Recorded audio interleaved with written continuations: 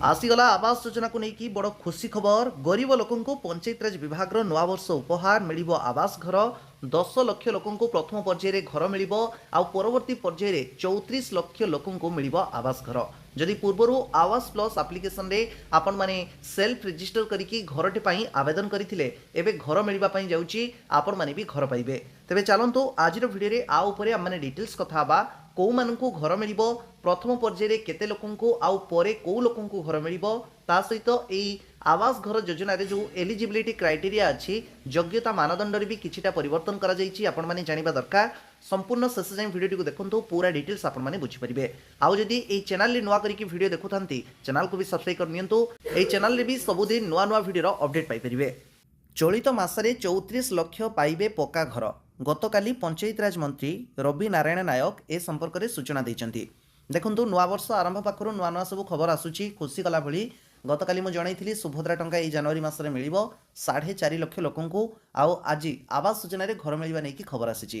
देखंतु पंचायतराज विभाग रो नुआ वर्ष उपहार मझिरे जो आवास प्लस रो एप्लिकेशन आसीथिला जो माने सेल्फ रजिस्टर करिकि नुआ करिकि जे माने आवेदन करिथिले सरकारी निर्देश थिला जो मानक घर आवश्यकता अच्छी जो मानकर कच्चा घर अच्छी से माने आवास प्लस एप्लिकेशन रे अप्लाई करंतु सेल्फ रजिस्टर करंतु परे पंचायत अधिकारी माने आसिकी घर को घर जाइकी जांच मध्य करथिले।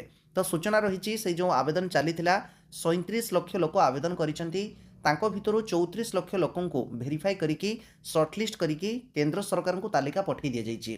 तो जेहेतु गोटे नुआ वर्ष आरंभ होउछि तेणु सेथिपाई आवास योजना रे सरकार घर दबा नै केबे घोषणा करिसेंती। प्रथम पर्यायर यही जनवरी मासरे 10 लाख हिताधिकारी को प्रथमे पक्का घर मिल परवर्ती समय पर्यायक्रमे धीरे धीरे धीरे धीरे अन्य लोक मानक सामिल कराजिबो।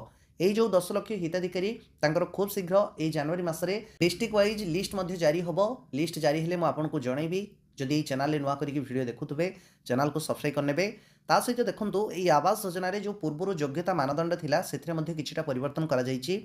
ग्रामांचल जो माने बिलोंग करुचंती सेमानकर जदि मासिक आय 10,000 रु अधिक हुए ताले सेमाने आवास घर पाई परिबे नाही किंतु ताको एबे बढ़ी दिया जायछि एबे 15,000 टंका को।